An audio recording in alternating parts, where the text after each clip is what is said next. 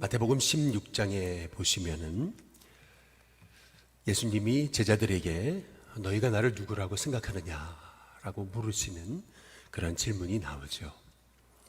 그때 베드로가 주는 그리스도시요 살아계신 하나님의 아들이십니다 라고 고백할 때 예수님께서는 베드로에게 교회에 관한 비밀에 관해서 아주 처음으로 이제 말씀해 주시는 것을 볼 수가 있습니다. 교회에 관해서 말씀하시면서 바요나 시몬아 내가 참 복이 있다. 이를 내게 알게 하니는 혈육이 아니요 하늘에 계신 내 아버지 하나님이시다 라고 말씀하시면서 이 반석 위에 이 신앙 고백 위에 내 교회를 세우리니 음부의 권세가 이기지 못하리라 라고 이렇게 말씀하시는 것을 볼 수가 있습니다. 이 예수님의 말씀의 의미는 이제 두 가지입니다.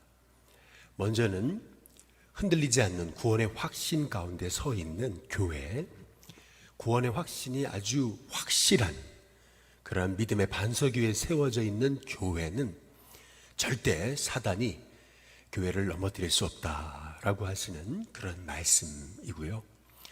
두 번째로 이 말씀이 담겨진 의미는 음부의 권세가 이기지 못한다라고 말씀하시는 이유는 교회는 하나님의 꿈이고 교회가 하나님의 계획을 이루어가는 가장 중요한 하나님의 마음이시기 때문에 사단이 가장 공격하고 넘어뜨리고 미혹하는 것이 다름 아닌 교회다라고 하는 것을 우리가 볼 수가 이제 있는 것입니다. 그러나 교회가 십자가 부활의 복음에 든든히 서서 확실한 이 구원의 확신을 가지고 나아가면 음부의 권세가 절대 이기지 못한다라고 하시는 그 말씀이 오늘 우리가 함께 읽은 이 사도행전 5장 27절에서 42절까지의 말씀이 되는 것이죠. 사단은 끊임없이 교회를 넘어뜨리기 위해서 자기가 가지고 있었던 그 숨겨놓은 전략을 가지고 이제 교회를 넘어뜨리려고 여러 가지 방법을 통해서 이제 교회를 흔들었습니다. 이제 그 대표적인 것이 아나니아 삽비라 사건이 되는 것이죠. 교회를 아무리 흔들려고 위협도 해보고 또 제자들을 불러다가 신문도 해보고 안 되니까 결국에는 아나니아 이제 삽비라의 마음에 이제 탐심이라는 마음을 넣어서 교회를 하나님이 기뻐하시는 일에 방향 맞추지 못하도록 이제 그렇게 시험을 갖다 준 건데요. 오히려 교회는 아나니아 삽비라 사건을 통해서 더욱더 하나님을 두려워하게 됐고 그 이후에 사도들의 손을 통하여 민간의 기적과 이사가 많이 나타났다. 이렇게 성경이 이제 말하면서 믿는 남녀의 무리가 더 많아졌다라고 성경이 말하고 있는 것이죠. 아나니아 삽비라 사건은 마귀가 교회를 흔들기 위해서 교회의 시험을 가져줬던 그러한 사탄의 공격 중에 하나였는데 아나니아 삽비라 사건이 소위 교회를 시험한 내적 시험이라고 한다면 아나니아 삽비라 안에 있었던 그 탐심이라고 하는 골로새 말씀처럼 탐심은 우상숭배니라 라고 이렇게 말씀하셨잖아요. 그 아나니아 삽비라 안에 있었던 그러한 탐심을 이용해서 교회를 넘어뜨리려고 했던 내적 시험, 이제 그것이 아나니아 삽비라 사건이었던 것입니다. 그러나 아나니아 삽비라 사건을 통해서도 교회를 넘어뜨릴 수 없으니까 교회를 이제 외적 시험을 가져다 주는 것이 오늘 우리가 함께 보신 이제 말씀인 것이죠. 제자들을 오늘 이제 잡아다가 사람들 공회 앞에 세우고 이제 신문하면서 그들에게 위협을 주고 겁을 주면서 절대 그 예수님의 이름으로 말하지 말라라고 그렇게 위협했지만은 오히려 제자들은 그 기회를 이용해서 예수님을 전하잖아요. 특히 오늘 이 말씀에서 우리가 주목해 볼 것은 여기 40절입니다. 40절에 보시면은 그들이 옳게 여겨 사도들을 불러들여 채찍질하며 이렇게 이제 말하거든요. 예수의 이름으로 말하는 것을 금하고 놓았다. 이제 이렇게 말씀하고 계시는데요. 오늘 여기 말씀에 보면은 사도들을 불러서 채찍질했다 이제 이렇게 이제 말하고 있는데요. 이 채찍질이라고 하는 것은 그냥 단순히 그냥 위협하고 겁주고 그냥 몇 대 때리고 이제 보냈다 이제 이런 개념이 아니고요. 채찍질했다라고 하는 말씀의 의미는 꼭 예수님을 십자가에 못 박기 전에 로마의 군사들이 예수님을 그 채찍 끝에 소위 한번 때리기만 해도 이 피부에 살점이 날아가는 그러한 소위 납덩어리를 이 채찍에 이제 연결한 그러한 채찍을 가지고 제자들을 아주 굉장히 혹독하게 때렸음을 성경이 이제 말하고 있는 것이죠. 근데 참 놀랍게도 근데 제자들의 반응은 아무리 위협하고 아무리 그렇게 채찍질하고 아무리 제자들을 고난을 주고 핍박을 주는데도 제자들의 반응은 이렇습니다. 41절에 보니까 사도들은 그 이름 때문에 능욕받는 일에 합당한 자로 여기심을 기뻐하면서 이렇게 말하고 있습니다. 공의 앞을 떠나니라 라고 이렇게 말씀하고 있어요. 소위 제자들은 그렇게 고난당하고 채찍질 당하고 위협당하고 죽임당할 수도 있다라고 하는 그러한 그 환난을 당할 때 제자들은 오히려 내가 정말 하나님의 사람이 맞구나. 하나님이 우리가 하는 일을 기뻐하시는구나. 능욕받는 일에 합당한 자로 여기심을 기뻐하면서 이제 이렇게 말씀하고 이제 있는 것이죠.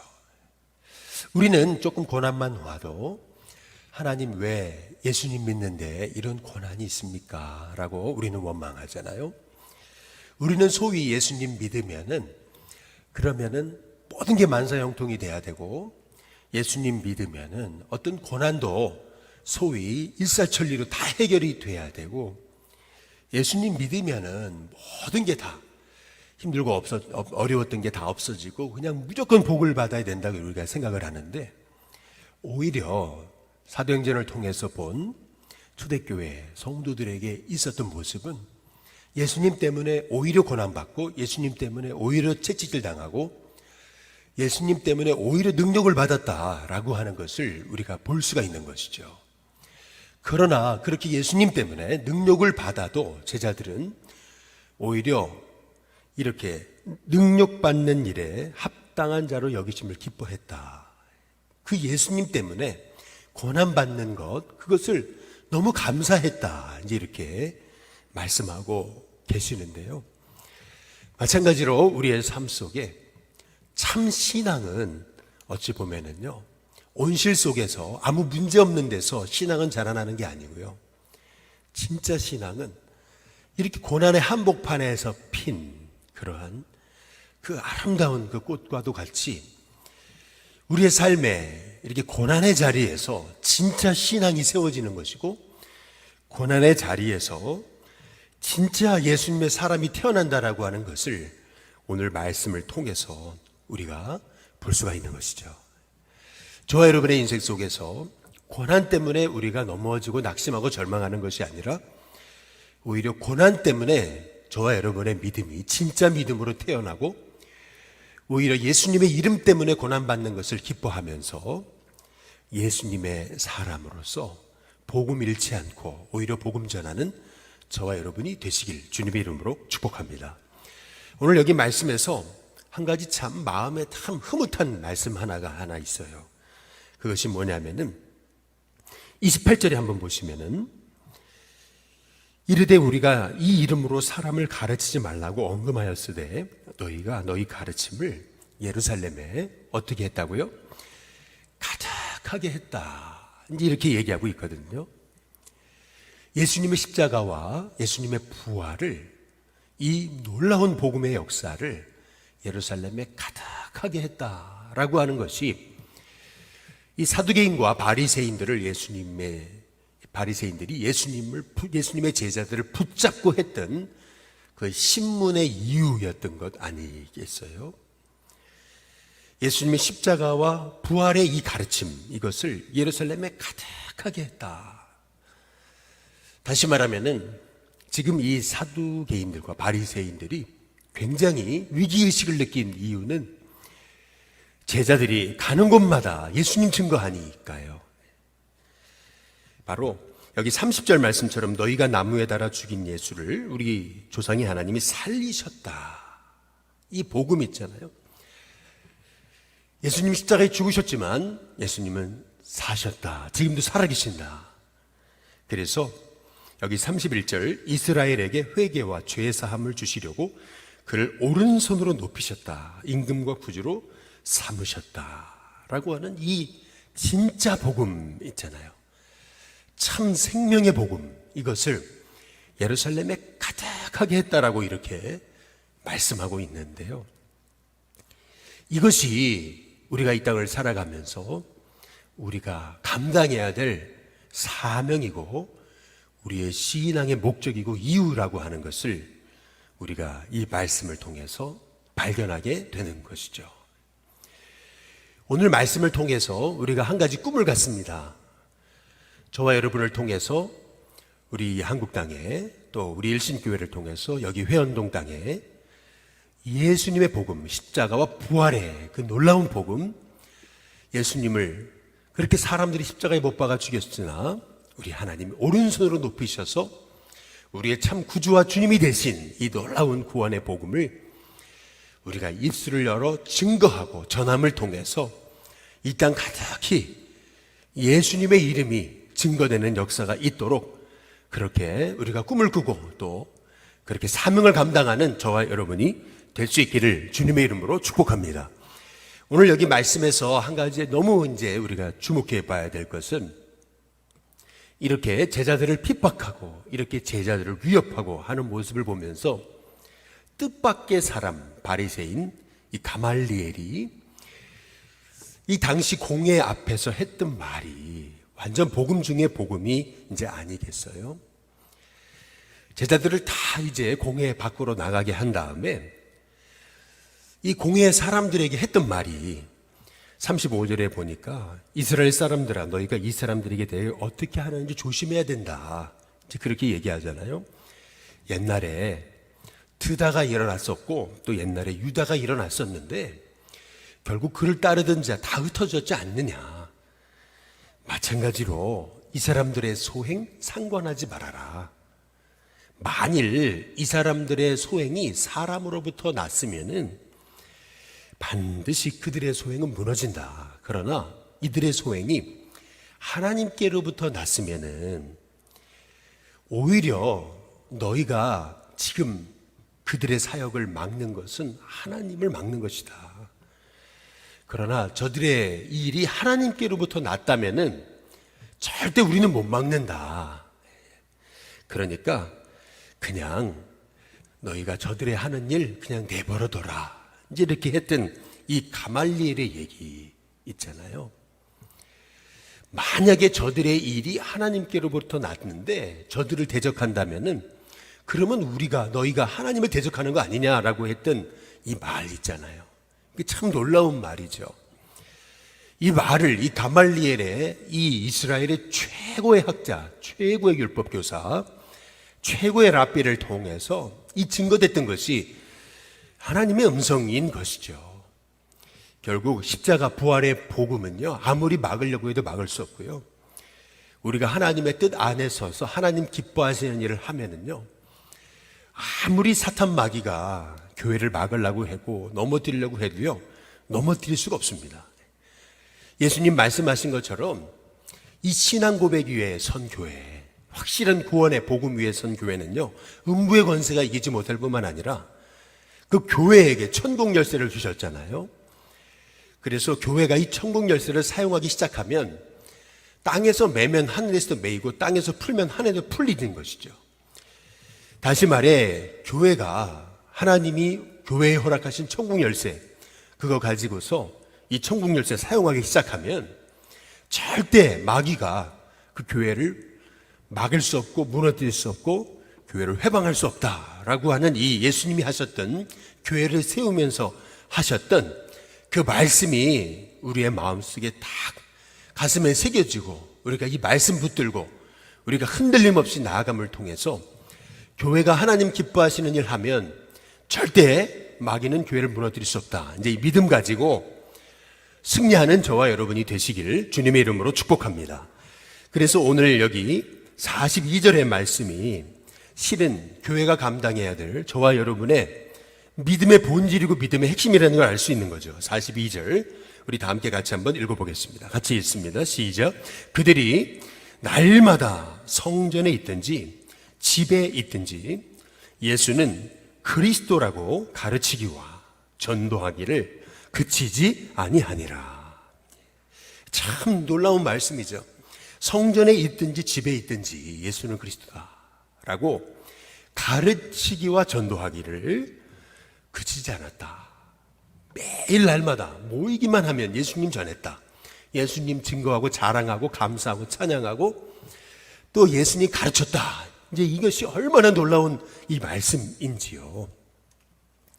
실은 우리는 이 놀라운 예수님의 이름, 구원의 이름, 복음의 이름, 부활의 이름, 능력의 이름, 치유의 이름을 가지고도 우리는 예수님의 이름 부르지 않았던 것이 어찌 보면은 우리 안에 놀라운 복음의 역사, 그 기적의 역사가 사라진 이유 중에 하나라고 볼 수 있는 거죠.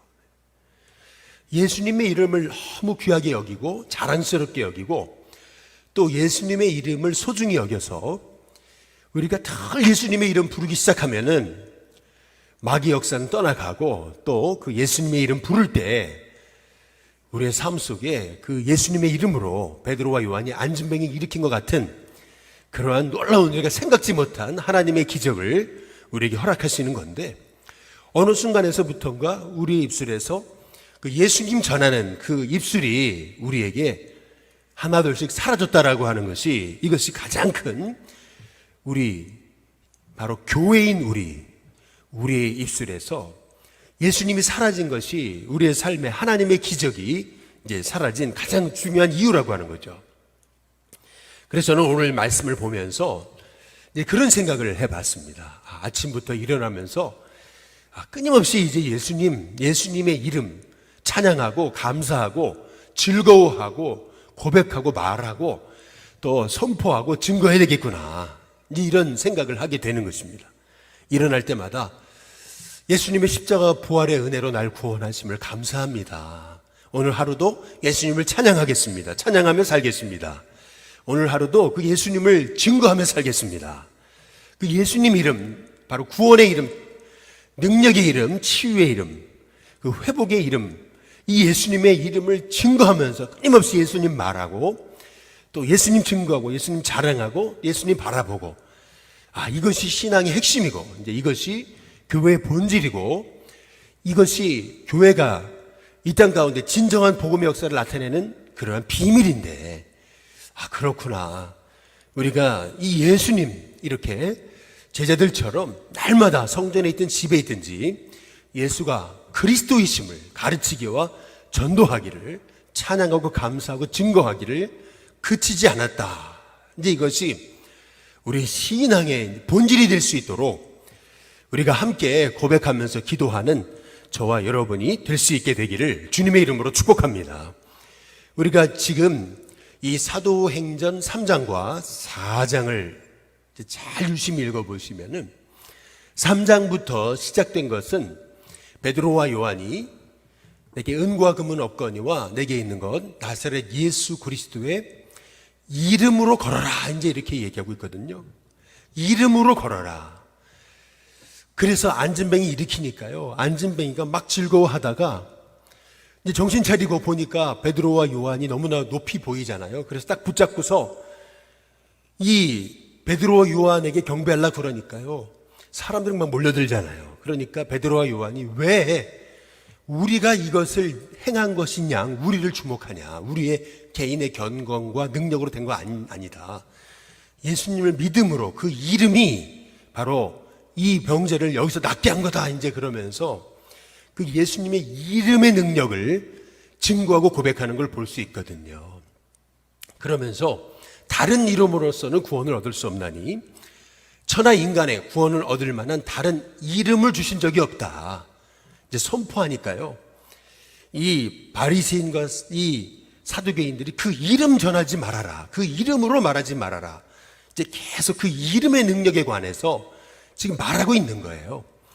그래서 오늘 여기 41절에도 보시면은 사도들은 그 이름을 위하여 능력받는 일에 이제 이렇게 말씀하고 있거든요.